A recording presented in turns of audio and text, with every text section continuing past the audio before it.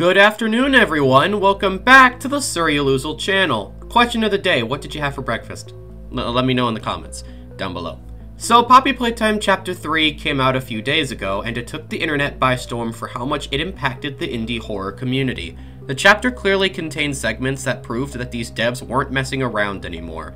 I guess the year of Ban Ban was more personal than we thought, because it's obvious this game actually tried to be scary and put a huge amount of passion and effort to show how much they actually care about their work, and I respect it to a huge degree.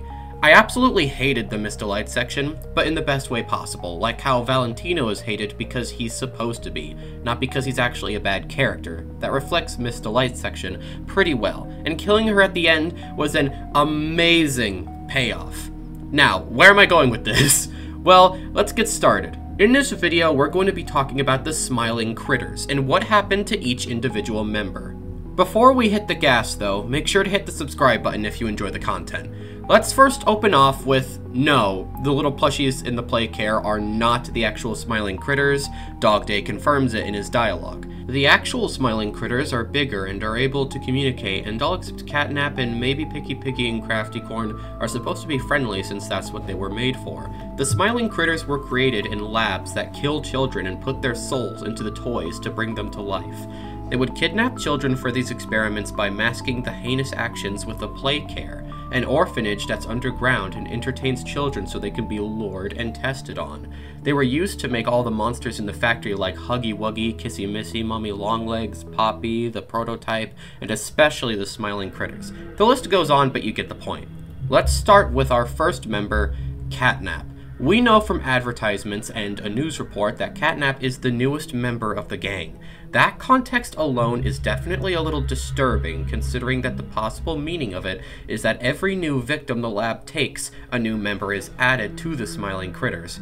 Catnap, ever since his possession, was always off. He was loved by the kids, but he was definitely unique. Unlike the rest of the Smiling Critters, he can spray the red gas from the production factory that poisons people and gives them haunting nightmares.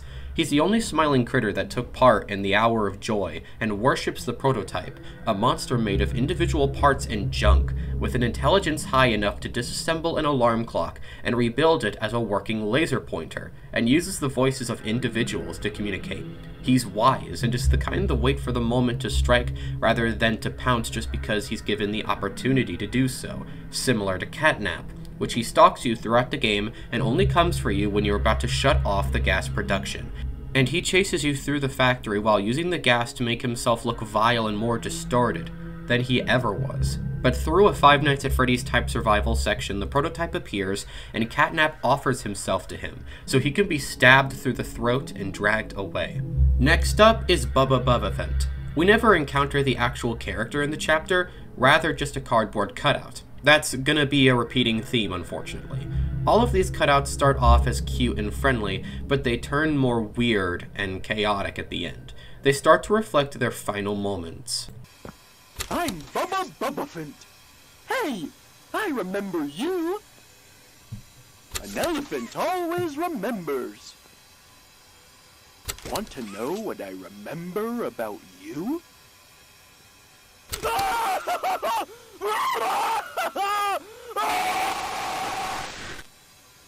It seems Bubba remembers us, the player specifically, but before he can finish, it cuts to when he was supposedly killed by Catnap.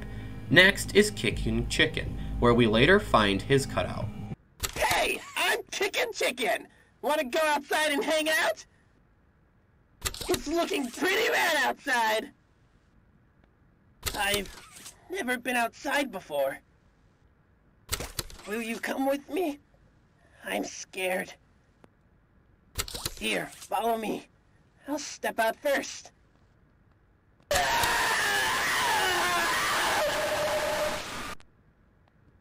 This one implies that someone and Kickin tried to escape the play care, but when Kickin left to step out first, Catnap caught him right after. Next up, we've got Picky Piggy. Hi there, I'm Picky Piggy. Let's eat. Roast beef, delicious. Grilled chicken, down the hatch. Seared elephant, yum. Played unicorn, mmm. Still hungry.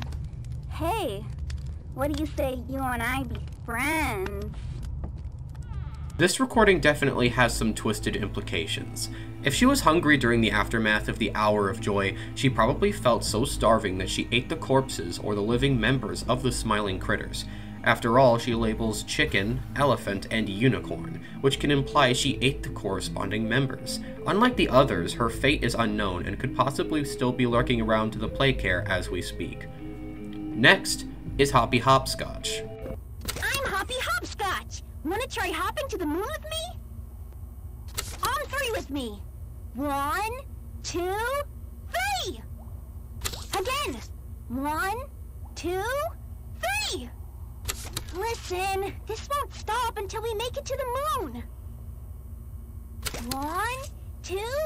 No, don't look at your feet! None of that matters! Again! Jump! It seems that Hoppy and another tried to escape the Playcare and they tried to jump over some sort of ledge, but before they could make it, Catnap got to them and supposedly killed Hoppy. Next is Bobby Bearhug. Hi, I'm Bobby Bearhug. Wanna know how much I love you? I love you to the moon and back. I'm crazy about you. I'm lost without you.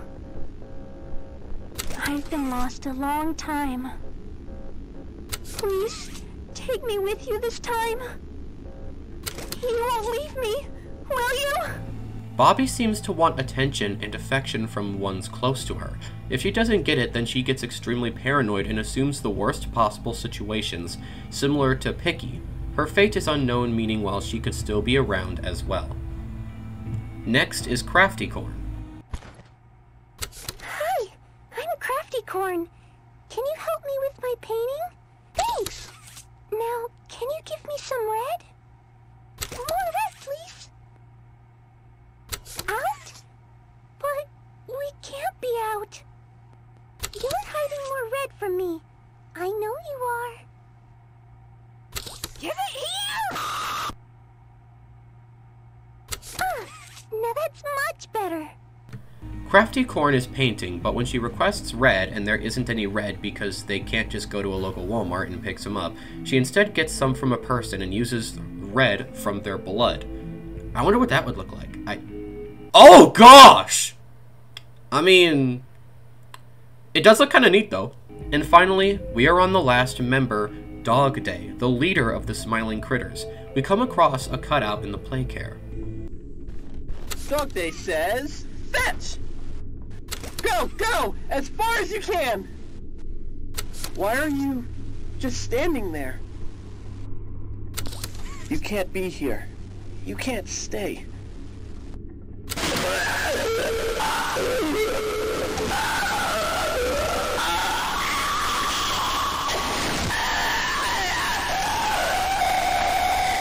This cutout implies that we need to leave and that we can't stay here. If we do, we'll end up like he did. And unlike the other Smiling Critters, we know exactly what his fate is.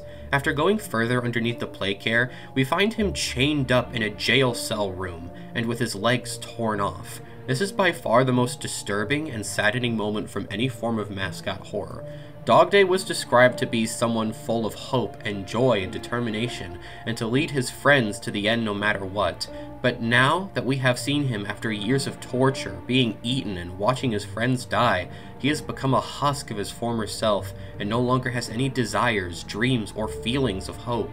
And all of this immediately is implied when he tells us that we need to live, there's nothing to save down here. It is such an impactful moment because of how much of a contrast the advertisement in the former self is compared to the present version of the character. Before he could finish his statements, however, the plushies crawl inside him and take over his body, and chases you until you reach a nearby elevator.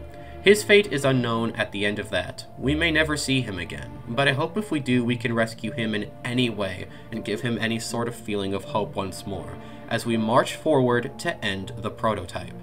Thank you so much for watching. I hope you enjoyed this video as much as I had making it. Don't forget to check out my live playthrough in the description if you want to see my initial reaction to the chapter. Take care now. Love y'all.